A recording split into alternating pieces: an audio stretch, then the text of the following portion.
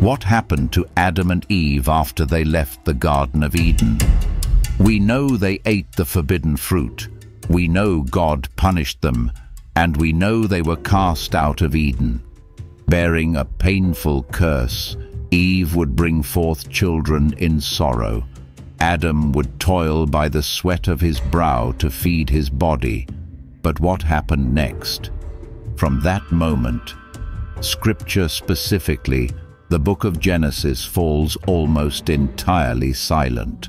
It tells us only a few brief lines that Adam knew Eve, and they gave birth to Cain, then Abel, and almost immediately after comes humanity's first tragedy, the death of Abel at the hands of his brother.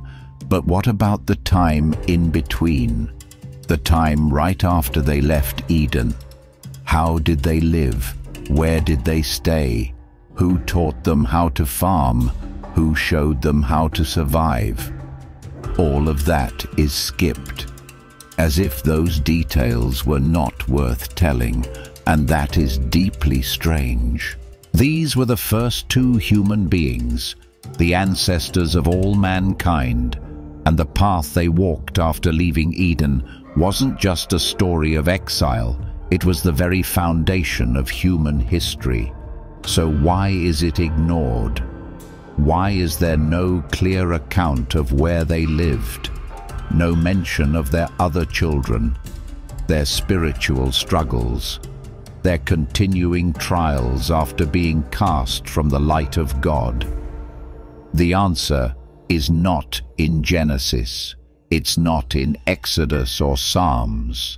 But there is another book, an ancient text once read as sacred by Jewish communities, once part of the Septuagint, but later removed from the official canon. That book is called Jubilees, the Book of Jubilees. And it is Jubilees that carefully lays out what happened after Adam and Eve left Eden where they lived, the children they bore, the spiritual battles they faced, and even the warnings God gave them specifically about the future of mankind. If Genesis is a door shut behind Eden, then Jubilees is the hidden side door partially open to the forgotten chapters of the lives of the first two humans.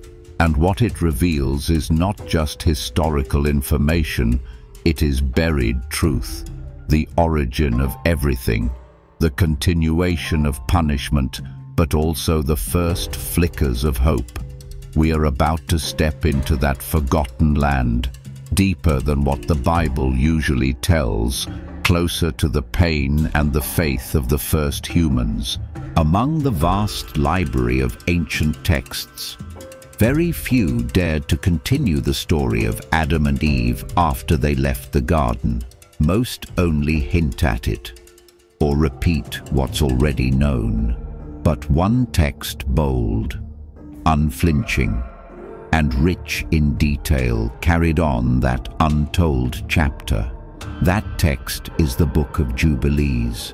Jubilees, also known as Little Genesis, or the Book of Division, is an ancient manuscript once held in high regard alongside the sacred books of the Hebrew Bible in post-exilic Jewish communities. The book claims it was written by an angel of God, who delivered it to Moses on Mount Sinai, alongside the law of the Torah. But instead of just recounting events, Jubilees organizes all of history into 49-year cycles called Jubilees, creating a sacred timeline, precise and full of strange revelations. While Genesis skips over most of the lives of Adam and Eve after Eden, Jubilees fills in those gaps. It details the years in which each child was born, where they lived, how they built altars, and when they began to re-establish their relationship with God. These are not vague mentions, they are year-by-year accounts, concrete actions, specific prayers, as though someone had witnessed and recorded every footstep they took through the wild world. So why would such a book, filled with holy information, be excluded? Why did later biblical editors decide not to include Jubilees in the official canon? There are many theories. One suggests that Jubilees lays out a world order too rigid, with laws and timing too exacting, contrary to the fluid theology of later texts. Another, deeper reason is this Jubilees reveals too much things perhaps not meant to be known from the true roles of angels, to God's original plan, to warnings about demons, rebellious bloodlines, and even the end of the world. It is not just a historical account, it is a spiritual map, and like many ancient maps hidden away over time, it was banned not because it was wrong, but perhaps because it was too close to the truth. And within its verses, we can retrace the very first footsteps of Adam and Eve after Eden footsteps no longer echoed in Genesis, but still remembered in places no one wants you to look. When the gates of Eden closed behind Adam and Eve, they did not simply enter a new world, they stepped into an entirely new dimension, life without the direct light of God, no angels speaking, no cool breeze in the garden at dusk, no ripe fruit hanging ready for harvest. Only dry ground, sharp stones, and the hollow stare of a future no one had ever lived before. According to the Book of Jubilees, they did not wander aimlessly as many imagine. They were led to a place called the Eastern Hill of Eden, a land near the area where the angels stood guard over the tree of life.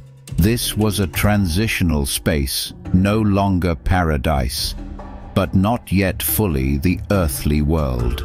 A place where the first humans could both feel the longing for God and face the consequences of rebelling against Him. On the top of that hill, Adam built a shelter from branches and animal skins. Eve, weary and silent, no longer carried the pure light in her eyes from the beginning. Within them, Eden was not just a place, it was an open wound. They heard the wind and mistook it for God's voice. They saw darkness fall and remembered the glory that once surrounded them. No one showed Adam how to plow the earth. No one taught Eve how to give birth.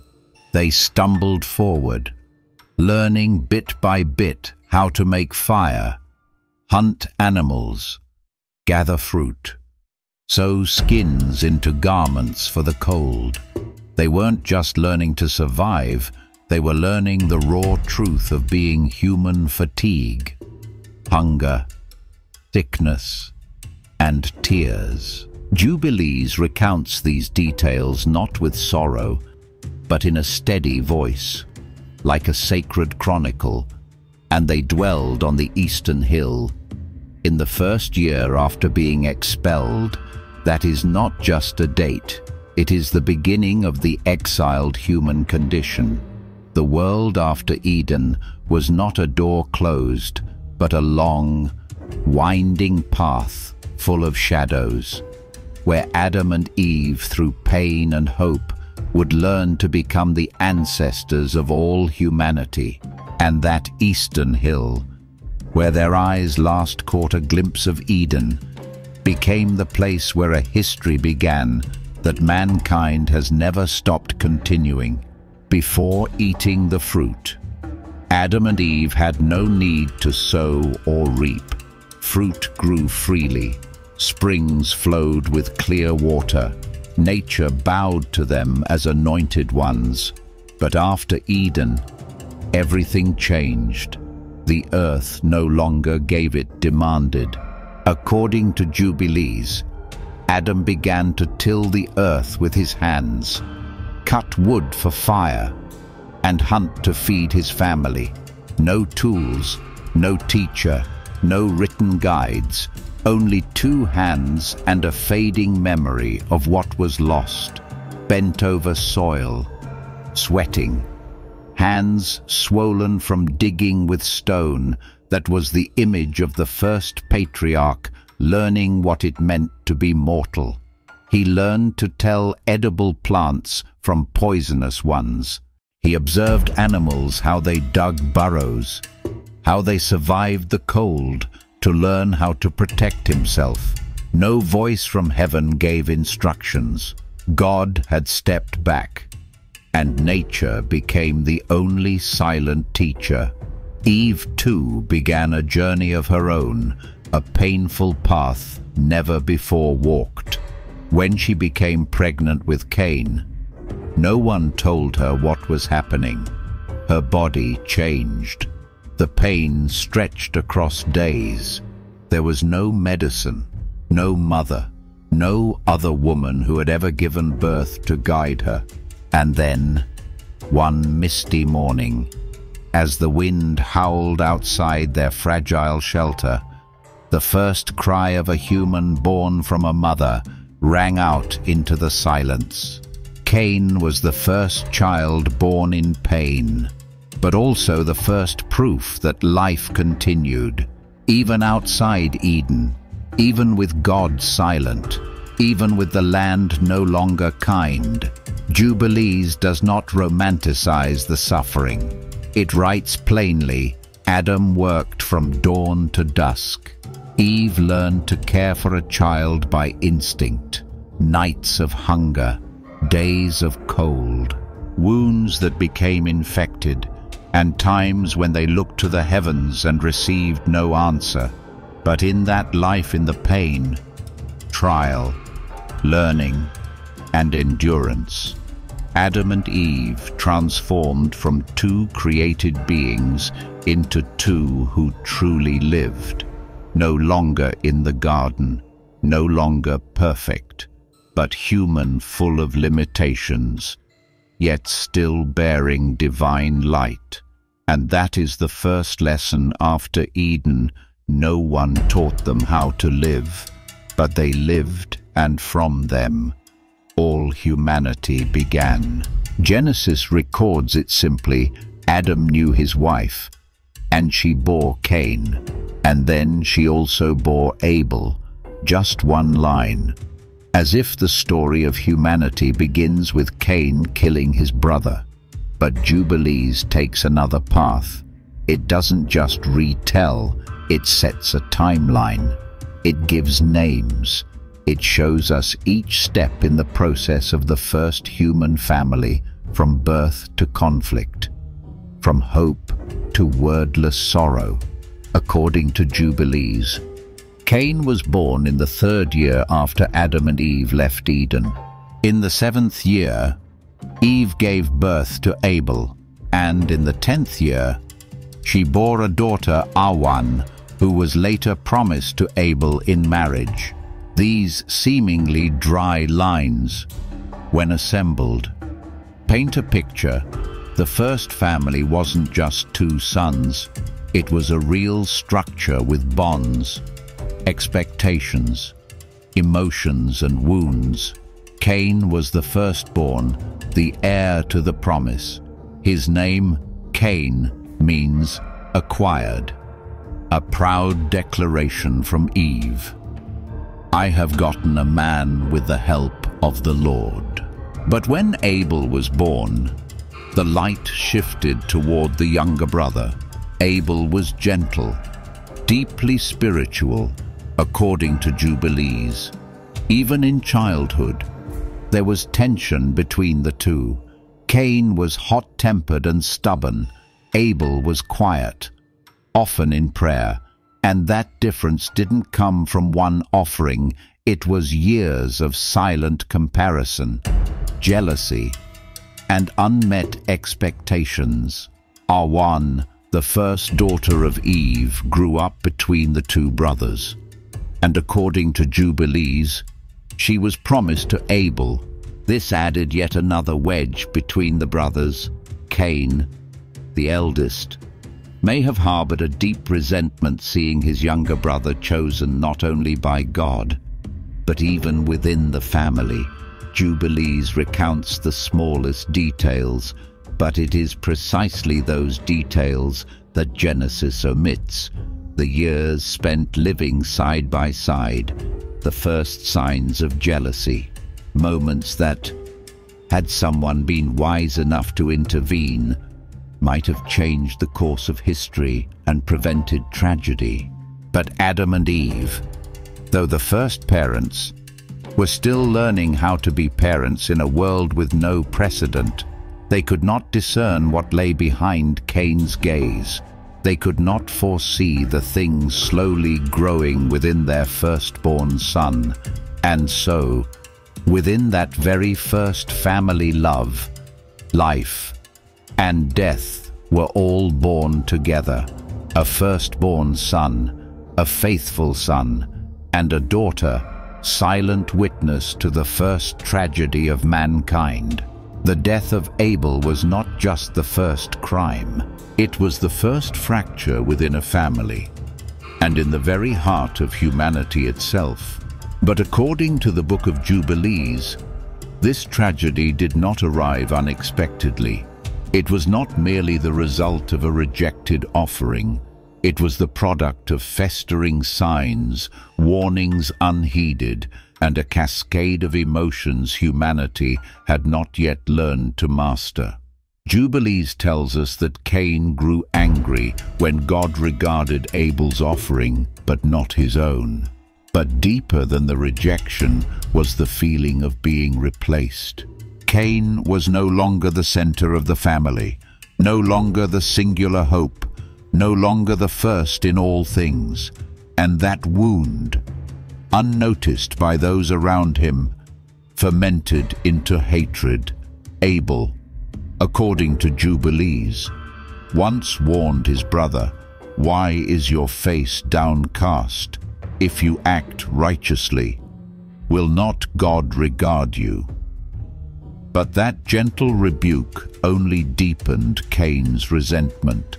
There was no shouting match, no brawl, only a moment in the field when Abel was unsuspecting, and Cain raised his hand not to protect, but to kill his own flesh and blood. It was the first death, not by disease, not by wild beasts, but by human hand. And it was also the first time that man had to dig the earth to bury a body. Adam and Eve, the first parents, had no language to express their grief. They wept and wailed. They clawed at the dirt with bare hands. They heaped stones and dry leaves into a burial mound. And as they stood there, beside that cold grave, they heard nothing from the heavens. God had warned Cain, but after the blood was spilled, he was silent.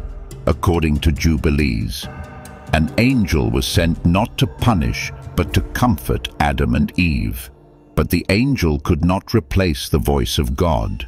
And it was that silence, the terrifying absence of the one whose voice once walked with them in the cool of the day, that made the pain infinite. From that moment, Adam and Eve were not just exiles. They became the parents of a murderer and the parents of the murdered. The first family, the pure image of humanity, was shattered from within, and the world outside Eden, once thought to be only dust and scorching sun, now held something new mourning. A son dead, a son exiled, and two parents seated beside a grave, facing a painful truth that sin did not stop at the forbidden fruit. It had left the garden, entered the bloodstream of humanity, and it would remain there for a very long time. Abel's death did not only rob Adam and Eve of their gentle son, it severed something deeper, the hope that humanity might still retain the image of God within. Cain was cast out, marked as a murderer. Abel was gone.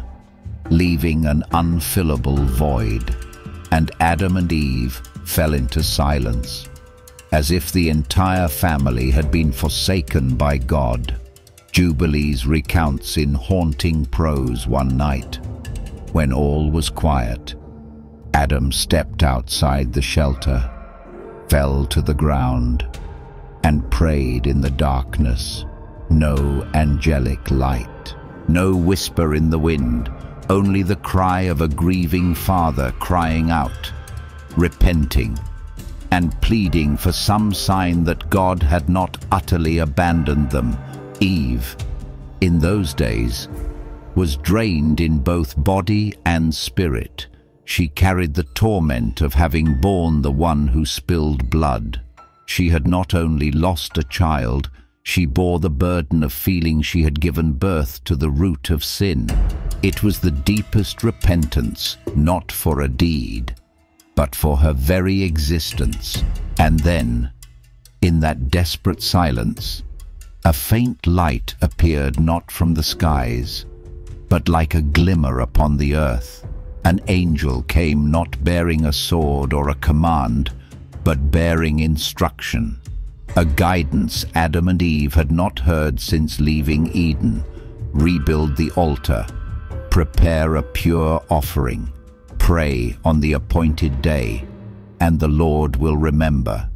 For the first time since Eden, according to Jubilees, humanity resumed worship. There was no more forbidden fruit, but there was wood and stone and the blood of a lamb. No more paradise, but ground sanctified by hope. And for the first time, God, through his angel, delivered the first sacred instruction outside the garden. Not a prohibition, but a path how to pray, how to sacrifice, how to observe holy days, the foundation of what would become the Sabbath. The first family after loss was not left in the dark. In their brokenness, they found something they never had in Eden, a faith not dependent on the visible presence of God, but grounded in loyalty even when he is silent. And that was the true beginning of religion, not in the garden, but in suffering. We often think that after Satan tempted Adam and Eve in the garden, his role ended, that he was imprisoned or withdrew from human history. But the Book of Jubilees reveals something entirely different. Satan did not disappear. He was not bound.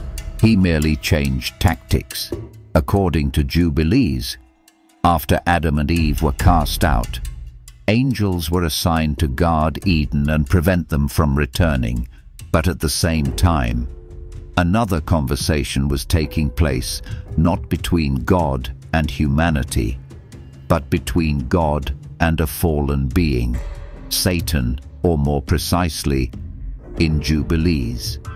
He is named Mastema, came before God with a strange request to be allowed to remain, so he could test the descendants of Adam, not to destroy, not to rule, but to test righteousness. Satan did not ask to annihilate mankind. He asked to be allowed to tempt them, cause them to stumble, lose their way, and in doing so, reveal the true nature of each soul. It was not a loud strategy, as in the garden, but a quiet, patient, and incredibly dangerous one. And the most surprising thing is God allowed it. He did not give Satan full authority, but left him a portion of spirit, a sliver of power, enabling him to reach those who did not pray, who did not keep the holy days, who broke the covenant. The great question arises, why would God allow this? The answer, according to Jubilees, is not found in punishment, but in refinement. Just as fire purifies gold, testing would expose who was faithful and who would fall. The descendants of Adam were not merely biological, they were souls under trial, measured not by strength, but by perseverance in faith. Even when surrounded by darkness, Satan, the one who had caused humanity to lose Eden, no longer had power to force, but he was granted the power to lure. And that permission given by God became the thread running through every generation to come. Every child born of Adam and Eve would have to pass through the path of trial, no one exempt, no one privileged. And that is why, according to Jubilees, the battle between light and darkness did not end in the garden, it had only just begun. After Cain was exiled and a new lineage began through Seth, the son given in place of Abel, it seemed as if humanity had found a rhythm of peace. But according to Jubilees, darkness did not remain still. It did not stop at Eden. Or with Cain, it crept into the human bloodline, step by step, generation by generation. Jubilees tells us that, over time, as Adam's descendants settled in valleys, divided lands, and grew numerous, unseen entities began to appear, not clear figures like angels of old, not a serpent with speech, but shadows without shape, whispers without mouths, unnamed longings in the hearts of men. Cain, though exiled, also had descendants, and from his line, many became prideful, competitive, and faithless. Some no longer remembered God. They built no altars, kept no holy days, passed down no prayers. They built houses of stone, founded cities bearing their own names, and declared, "We are self-sufficient." But Jubilees digs deeper. It says, the daughters of men, young women from both Seth's and Cain's lines, were drawn to those shadows, not by force, but by a lure. A calling within them pulled them away from their families, away from rituals, toward nameless promises. Some vanished. Some returned with strange eyes, no longer carrying the light of faith. And thus, for the first time in human history, worship became a choice, not an instinct. Children were born who no longer automatically believed in God. Some had never heard of Eden. Others mocked their parents for building altars, and the number of those who prayed dwindled. Generation after generation, the demons did not need to appear in form to tempt. They sowed doubt, desire to surpass limits, illusions of absolute freedom, and the most dangerous tactic was this: they attacked not with violence, but with forgetfulness, forgetting that humanity once spoke with God, forgetting that their blood carried Eden's memory, forgetting that darkness never rests unless the light is actively preserved. Jubilees reveals a bitter truth. Sin does not only arise from actions, but from the neglect of prayer. And the moment a generation forgets that God once breathed life into them, the door opens to darkness once more. And this time, there are no footsteps of the Lord in the garden to stop it. When Cain was exiled and Abel lay in the earth, Adam and Eve believed they had lost everything. But Jubilees records that in the 130th year since creation, Eve bore another son and named him Seth, meaning granted in place of Abel, the righteous one slain by Cain. But Seth was more than a replacement. He was the beginning of a holy lineage, unlike Cain. Not merely gentle like Abel Seth, according to Jubilees, was specifically chosen by God to remember and preserve the truth of Eden. He not only fathered children, but founded a clan, passed on rituals, recorded the years of Jubilee, the sacred days, and the prophecies whispered by angels in dreams. His line from Enoch, Kenan, Mahalalel, to Jared were not mere names in a genealogy. Jubilees describes them as keepers of the flame, guardians of worship, of prayer, of the sacred calendar dedicated to God.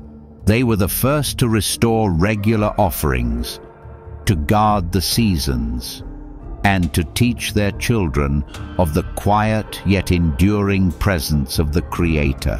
And it was from the time of Seth that a clear division began to form within humanity. On one side was his lineage, living in the highlands, distant from cities, keeping the laws and traditions. On the other side was the line of Cain, builders of cities, followers of their own rules, gradually drifting away from worship. What began as a difference in lifestyle, over time, became two worlds, one close to nature, close to the altar, close to God, while the other drew near to desire, to power, and to darkness. Jubilees emphasizes that Seth received the first prophecy concerning the battle between the righteous lineage and the rebellious one. He knew that the descendants of Cain would try to tempt the holy line, pull them downward, and merge them into the world. That is why Seth's offspring were taught to live apart, to preserve the purity of faith, for if even one generation let go, the light would be extinguished. Seth was not just another child. He was the first scribe of the human soul, and from him began a different kind of history, not one built on cities and war, but on memory of Eden, of holiness, and of the hope that humanity could one day speak again with God. When history speaks of Adam and Eve, we often see them only as the fallen ones, the ones who lost Eden. But the Book of Jubilees reveals a deeper layer, a portrait of human fragility and sorrow, a battle not fought outwardly, but within their own souls, day by day, night after night following Abel's death. Eve, according to Jubilees, often awoke in the night, cold sweat running down her neck, haunted by the cry of a child buried in the earth. She dreamed of Abel, the look in her son's eyes as his brother struck him, the unheard final scream, and the grave she herself helped to fill. That grief did not fade with time. It became an invisible echo that haunted a mother's heart. And once, waking from such a dream, she said to Adam, "If God does not show mercy, our children will continue to kill each other until the end." Adam gave no reply. He walked out, deep into the forest, and there he stood at the edge, not of a mountain, but of his will. He considered ending his life to put an end to a string of failures, from eating the fruit, to being cast out, to his son killing his own brother. Had he done anything right, God no longer spoke. Angels no longer appeared. Even the earth, when he tilled it, no longer brought forth as it once had. Adam, father of mankind, thought of death as a form of atonement. But as he raised a stone in his hand, an angel appeared, not radiant, not thunderous, only a voice as soft as wind. "You may not choose death, for life has been placed within you, not only for you, but for all generations." And the angel pointed toward the sky. "Look upon the light you no longer see. It is still there." Jubilees tells us that Adam fell to his knees and wept like a child, not from fear, but from the feeling of being forgiven. Even without a spoken word, he returned not with the same solemn look, but with a calm that only one who has faced the abyss and survived can carry. Eve saw him return, and in their eyes there was no longer the couple who once lived in Eden. They were now two who had touched the depths of sorrow, but had not abandoned faith. And that was the silent lesson they left behind. The greatest fall was not eating the fruit, but giving up hope, and in holding on to that final flicker of light in the darkness. Adam and Eve began to rebuild the connection thought lost in Eden. 70 years had passed since Adam and Eve left the Garden of Eden. 70 years among rocks, pain, and tears. 70 years witnessing death, betrayal, and the first shoots of life emerging from dry ground. But through it all, Eden, the forbidden garden, remained in their memory as a wound unhealed. According to Jubilees, in the 70th year, Adam said to Eve, "Let us go near the garden one more time, not to return, not to reclaim what was lost, but only to look from afar as a final farewell to the first light they once lived within." They walked in silence, hills, thorns, wind rustling through barren trees, no paths, no map, only memory as their guide. As they neared the sacred ground, a strange light began to fall, not blinding like the sun, but gentle like a sacred twilight. They realized the angel still stood guard, but this time the angel did not draw his sword. He appeared with eyes not of judgment, but of compassion. He looked at Adam and Eve and said, "You cannot return, but the Creator has never forgotten you. Every tear you've shed, every prayer you've uttered, every time you've forgiven one another, has been remembered in heaven." The angel did not open the gate, but he opened something deeper, the belief that Eden had not vanished.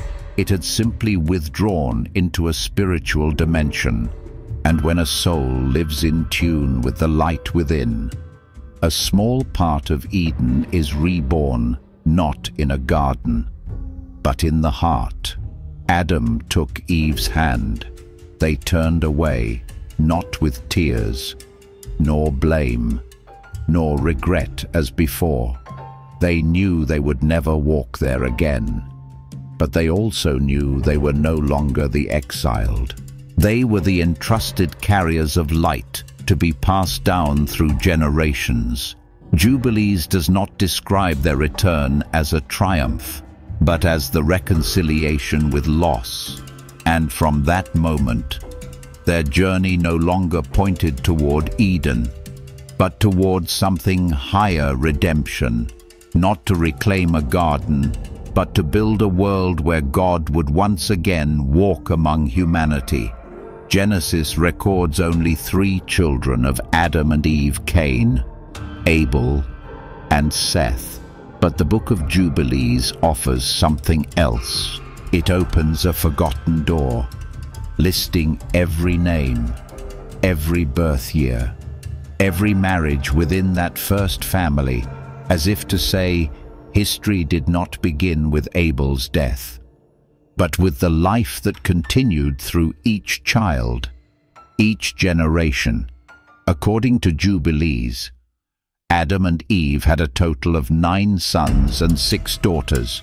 The names recorded include Cain, Abel, Seth, Enosh, Kenan, Mahalalel, Jared, Enoch, and Methuselah. In addition to Awan, who was given to Abel in marriage, there was Azura, given to Seth.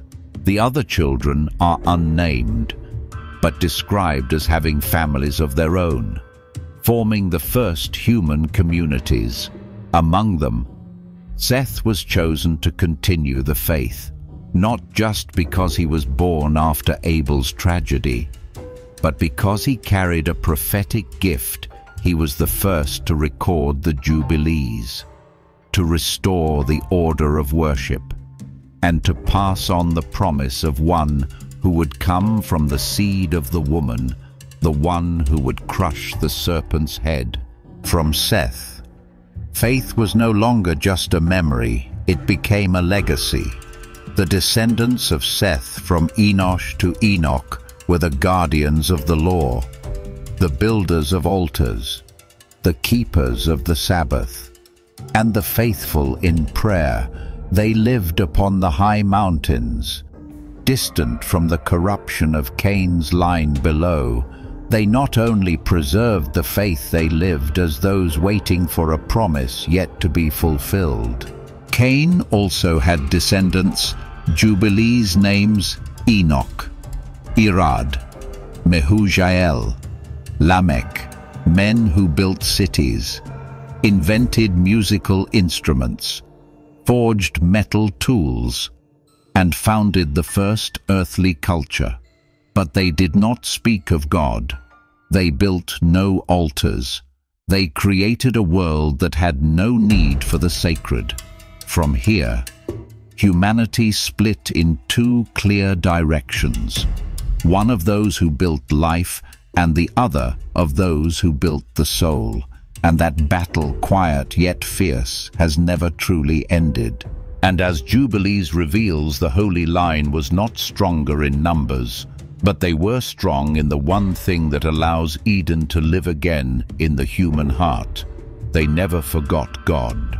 While most of us today are familiar with the 365-day calendar, or, in Jewish tradition, a complex lunisolar system, the Book of Jubilees unveils something astounding, that from the time of Adam, a sacred 364-day calendar was established, not invented by man, but given directly by God through an angel, to preserve divine order among seasons and festivals. According to Jubilees, when Adam and Seth began to restore their lives after exile, an angel appeared and instructed them on every appointed day, the Sabbath, the sacred weeks, seasonal festivals, and Jubilee years, all revolving around a 364-day cycle, perfectly divided into 4 quarters each with 91 days. Each quarter contained exactly 13 weeks, neither more nor less, forming a flawless, unshifting circle of time. This calendar was not for farming or counting years. It was the pattern of worship, a way for humanity not to lose the rhythm of God. For every holy day was not merely a moment in time, it was a doorway back to Eden, where the soul could align with the heartbeat of the sacred universe. Jubilees warns that if mankind forgets or alters this calendar, as when they begin to follow lunar cycles instead of the sun, the feast days will be confused. Offerings will be made on the wrong days, and God will not hear the prayers. This is not a threat, but a wake-up call about spiritual dissonance. Adam, according to Jubilees, passed this calendar to Seth, and from there, descendants like Enosh, Mahalalel, and Enoch kept it faithfully, recording it in stone symbols and oral teachings so that no generation would forget the breath of heaven. It is astonishing to realize that in a world with no alphabet, no philosophy, no written law. The first thing given to humanity was not a weapon, but time. Not to possess, but to remember. Not to control, but to guard the invisible covenant with the Creator. And thus, even when Eden's gate had closed, Adam left behind for his descendants a map of time, where each day and each season opened a chance to draw near to God, even in the stillness of a Sabbath kept faithfully. In the common tradition of Scripture, Eve is often remembered merely as the first woman, the one tempted by the serpent, the origin of the fall. But Jubilees offers another portrait deeper, more moving, and profoundly prophetic. Eve is not only Adam's wife or mother of Cain, Abel, and Seth. She is seen as the first bearer of divine intuition, a voice of Eden's memory, and in several passages, as the first woman to carry the marks of prophetic insight. No verse declares outright that Eve was a Nabi, the ancient word for prophet, but Jubilees recounts dreams, instincts, and warnings from Eve, things she sensed before tragedy struck. She once warned Cain that his soul was growing dark, that in his eyes something was rising that did not come from God. No one listened, but she saw it. After the death of Abel, Jubilees describes how Eve experienced haunting dreams, visions of blood flowing from the earth, generations falling into darkness, and the holy mountain shrouded in mist. Yet, within those same dreams, she also saw a small stream of light, a woman who would bear the holy line, and a child who would crush the head of the serpent. Jubilees has Eve recount this vision to Seth as a quiet commission. You were not born only to replace your brother. You were born to guard the promise. She did not preach in public, nor utter grand proclamations, but each word she spoke as a mother, one who had known loss, and one who once walked in the light of Eden, was sown into the heart of the holy line like seeds of memory. It was for this reason that generations after Seth regarded Eve not only as the mother of all living, but the mother of faith. She had no miracles, but she had intuition, no divine proclamations, but unwavering belief. No prophetic radiance like Enoch or Noah, but a gaze that never forgot the light of old. Jubilees restores honor to Eve, not to erase the error in Eden, but to show this even within sin. The first woman still held the sacred light quiet, but never extinguished. And that is the deepest prophecy of all, that no matter how far mankind strays from God, someone always keeps the flame, even if it's only a mother, with trembling hands and tear-filled eyes, yet still able to look beyond the present into what is to come. Adam, the first man created, who once walked with God in Eden, who named the creatures, who lived in primal innocence, was also the first to be told of death, but not death as punishment, rather as a transformation of the human condition, from the visible to a sacred realm where the soul returns to its Creator. According to Jubilees, in the final years of his life, as Adam aged and his strength faded, an angel came to him as night fell. The angel's light was not blazing like fire, but gentle, so as not to frighten Adam, who was lying on the ground, eyes closed in weakness. The angel did not speak of punishment. He did not mention the forbidden fruit. He spoke only in a voice like a breeze. Your time is complete. Adam opened his eyes. Through the haze of old age, he whispered, "Does death mean the end?" The angel answered, "No, death is a door, and you shall pass through it, not as one condemned, but as the father of a chosen lineage." Jubilees tells us, Adam was shown the souls of the righteous at rest in a place where the light never fades. He saw Abel, his lost son. He saw descendants yet unborn, and he heard a promise one day from the holy line. A deliverer would come who would defeat darkness and open the gates of Eden once more, not for one person, but for all humanity. The angel instructed Seth and his family to bury Adam at the central place, a location that would later become the origin of many sacred events. It was not merely a burial site, but an anchor between heaven and earth. And Adam, with his final breath, spoke not words of regret, but a prayer. "Remember the promise made to my children, and if ever my heart strayed, may your light receive my soul." The first human death was not a tragic end, but a confirmation that even within mortality, eternity still abides. Adam, who once lived in light and fell into shadow, did not die as a defeated man, but as one who had walked the full journey from dust back to God. And so, death was no longer punishment. It became a rendezvous between the Creator and the soul he remembered. If you only read the Book of Genesis, you might believe the story of Adam and Eve ends shortly after their expulsion from the garden.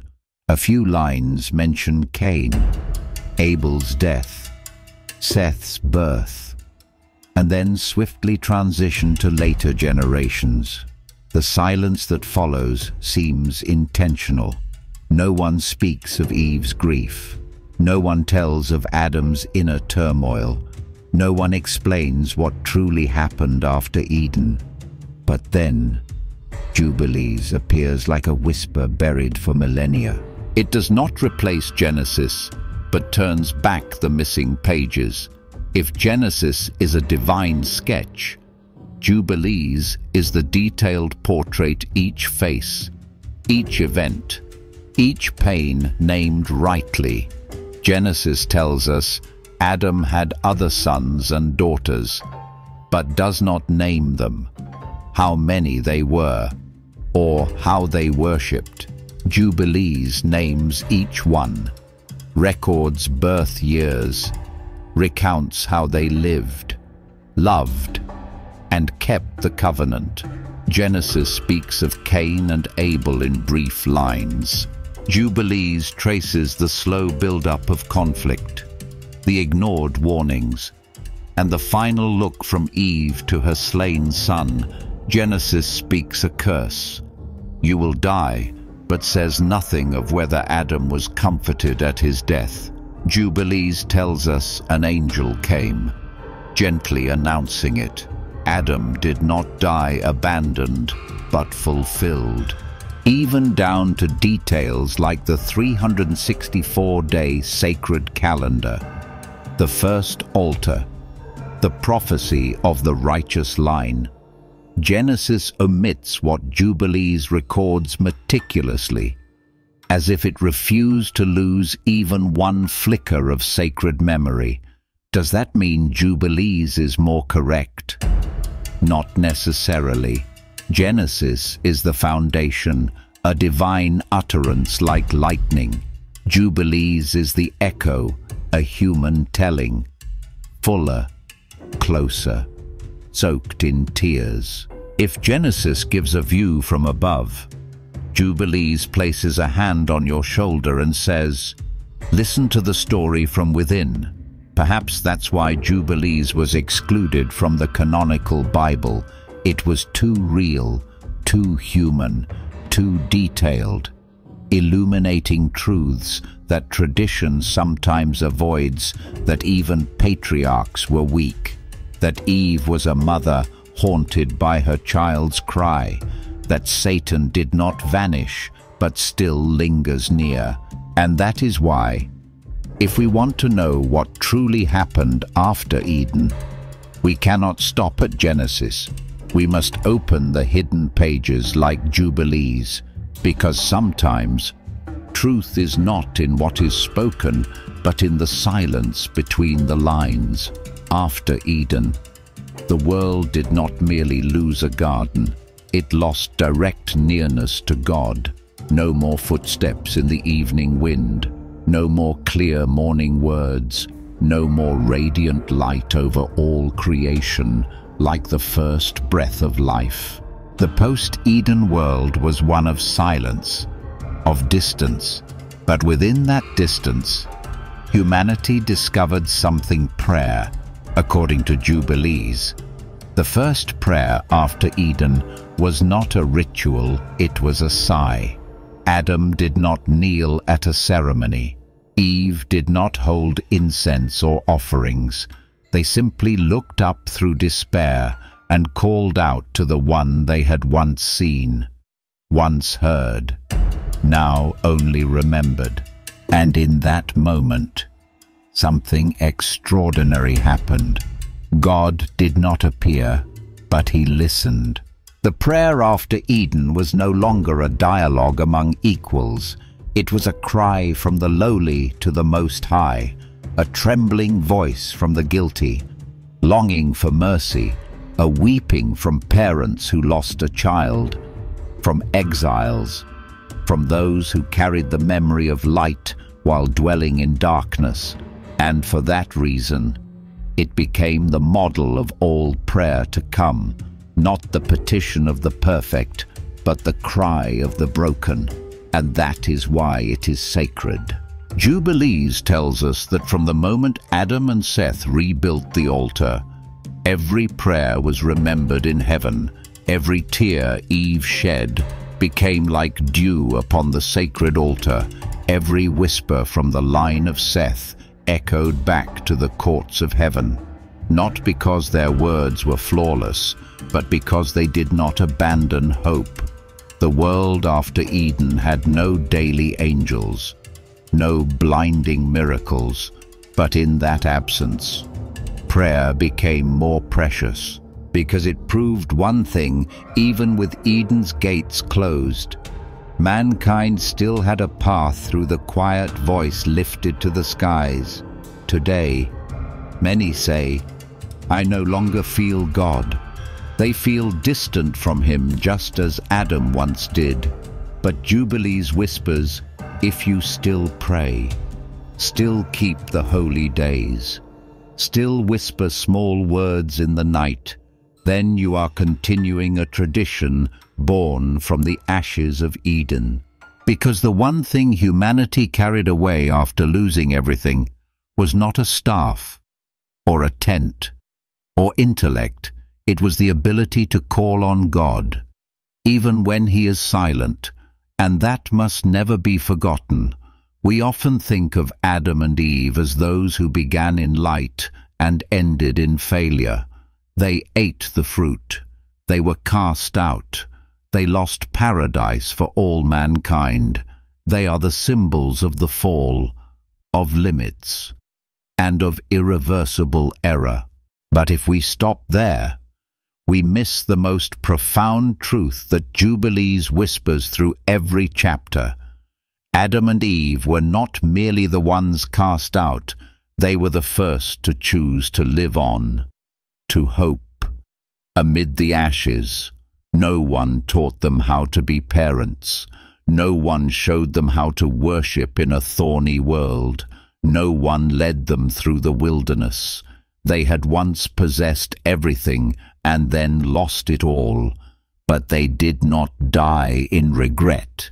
They labored, they bore children, they built altars. They prayed even when God no longer appeared, and in those actions they rebuilt a piece of Eden not through fruit, but through faith. Eve was not merely the first woman, she was the first mother to weep over death, to carry trauma, and still choose to believe. Adam was not just the first man formed from dust, he was the first to wrestle with sin, not with excuses, but with the silence of bearing consequence and still choosing to walk forward. Jubilees does not glorify them, but it refuses to let them be forgotten in a few early chapters. It opens another perspective, that it was in exile where Adam and Eve truly became human, with no angel to shield them, no creator beside them each step. They learned to live with their choices, to forgive, to love their children even when they killed each other, and above all, they learned to believe not in a lost Eden, but in a promise yet to come, because they did not live only to pay for a sin. They lived to pass on a memory that light once existed, and it could return, and from them, the promised line continued through Seth, Enoch, Noah, to Abraham, to Moses, to the Messiah. Adam and Eve, according to Jubilees, were not the end of innocence. They were the beginning of mature faith. They were the first to know pain, to know loss, and to still choose hope. And because they did not give up, when we bow our heads in prayer today in the dark, we are not doing something new. We are continuing a fire first, kindled after Eden's gate was closed. They never returned to the old garden, but through them, humanity learned this, that some heavens only open when we learn how to live with what has been lost. Amen.